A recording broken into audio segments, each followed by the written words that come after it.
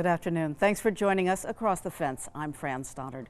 Stress is a normal human reaction that we all experience to varying degrees. Stress can be positive, such as helping us to avoid danger. But when stress levels last for a long time, it is often detrimental to our health. Beyond our physical health, stress impacts everything from our relationships to our work. One of the many high-stress occupations is farming, from financial pressures and animal health to unpredictable weather and government regulations. So today, we're going to learn about a Vermont-based public program to help farmers and their families reduce stress. Joining me are two guests. Karen Crowley is the program director for Farm First, and Leanne Porter is the program's training coordinator. Welcome to both of you, and thank you for being with us. Happy to be here. Thank you, Corinne. So Karen, let's start with the big picture. What is Farm First? Well, Farm First is a program that's jointly sponsored here in Vermont by the Agency of Human Services, Invest EAP Wellbeing Centers, as well as the Agency of Agriculture, Food and Markets here in Vermont. And we are created specifically to be able to respond to the agricultural community around issues of stress and emotional well-being, mental health. We do a lot of connecting farmers and those that care about farmers to other services and supports, financial, legal, but we also connect them with our licensed mental health counselors for whatever support they may need there. So we go ahead. All of our services for free. And so how to quickly Vermonters get help from Farm First? So it's actually pretty simple. It takes a phone call. Our website is available, farmfirst.org. And the website includes that number there, the 802-318-5538.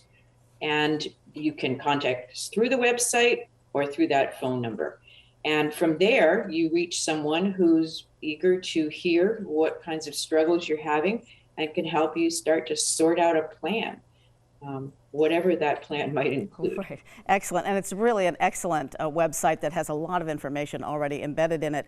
And there has been recent news about Farm First with their work with the Vermont Agency of Agriculture and also the USDA on some new programs. Tell us about that. Yeah, so we are really excited about this. The USDA has rolled out some assistance specifically for creating farm stress assistance networks across the nation. Vermont received a good grant a few months back from the agency that they're using to partner with us, where we can expand on the services of Farm First and also try out some innovative ideas that we've been thinking about. So we are able to increase the access to counselors, but we're also launching a public outreach campaign to educate people more, farmers and anyone else in the community who really needs to understand that farm stress is high, that support is available. No one needs to be struggling alone. So we want to get those messages out for sure. Yeah. We're also providing a lot of training for people who show up on the farm, on the front lines, whether they're regulators or lenders, so that we can help those people better respond to those under stress. Excellent. So Leanne, as part of the Farm First training coordinator, as the first farm training coordinator, tell us about the peer support network that you're running. Yes, this is a very exciting program that goes along with the other things that Karen was just mentioning.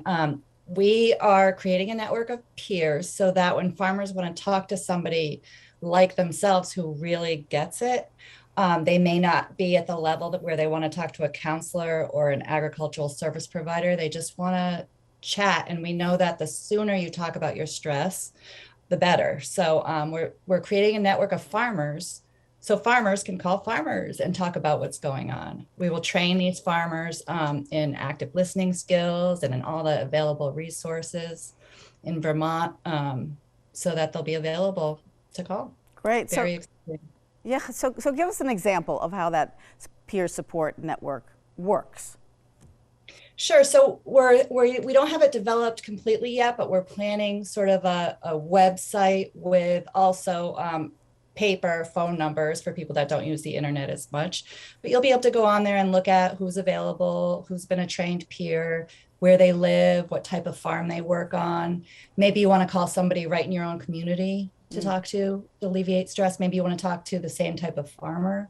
A vegetable farmer might want to call a vegetable farmer when something specific is going on. So you'll be able to just go through those resources and give someone a call.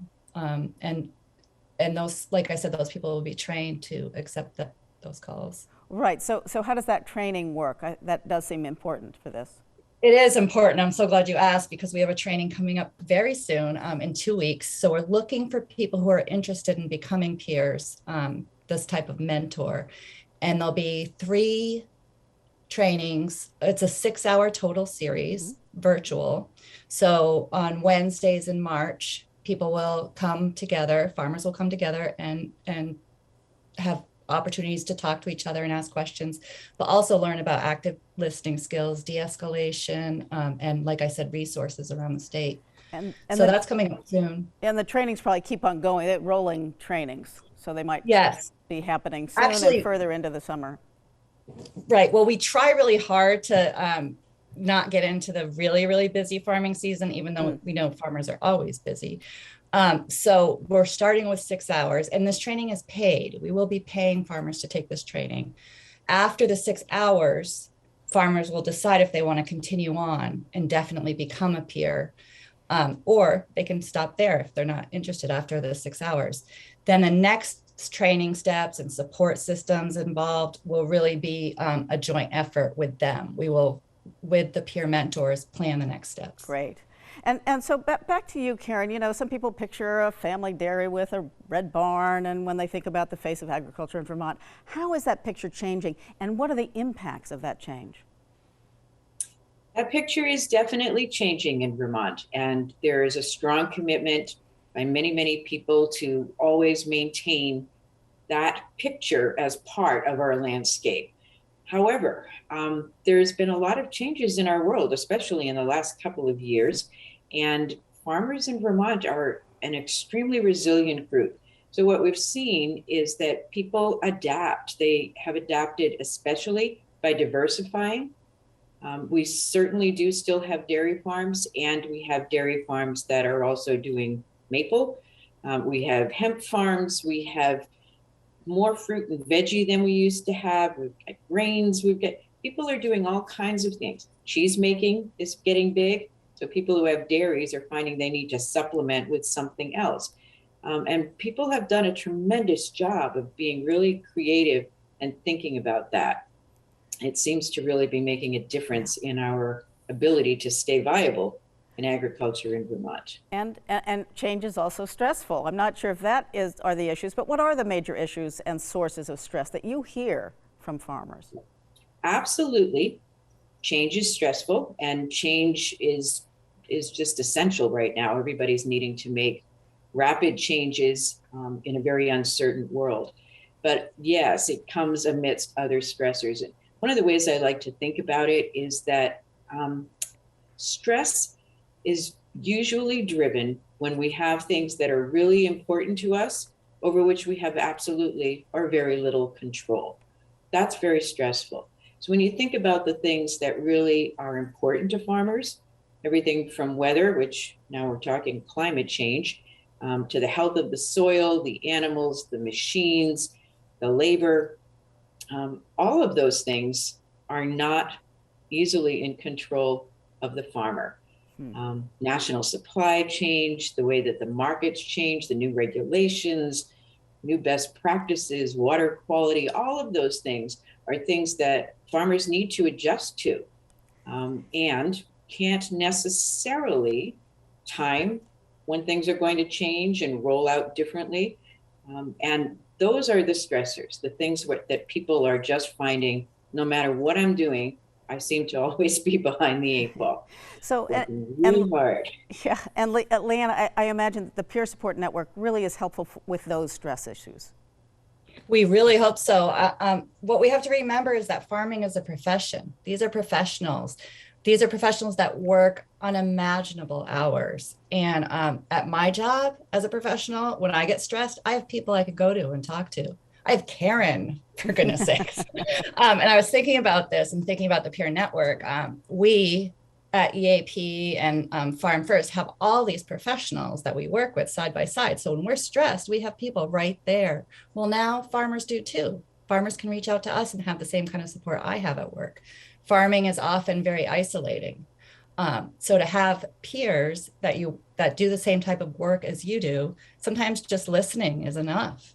And also it's a good entry into other services. So you can call a peer and just vent and talk about your stress, but those peers also will know the agricultural service providers, counselors. So if things escalate, they know who to call instantly. Yeah, I know you have a lot of partners. I want to make sure that we get your information back up on the screen because I'm sure you've created some interest. So for information about Farm First, you can check their website. It is farmfirst.org, or you can also call confidentially. The number is 802-318-5538. Karen and Leanne from Farm First, I want to thank you both. And Karen, quickly, just one or two partners that you want to make sure are mentioned. Well, as we said, we definitely partner with the Agency of Agriculture a great deal, but we're also partnered with Vermont Forest and Farm and Forest Viability, which I can never quite say, and all of the membership organizations, the financial lenders, all of those people we work with very closely. And as you said, there's a list on our website that gives access to a lot of those. That's where we hope to go. Thank you both so much. Thank you. Thank you. And thank you once again for joining us across the fence. I'm Fran Stoddard. Stay well.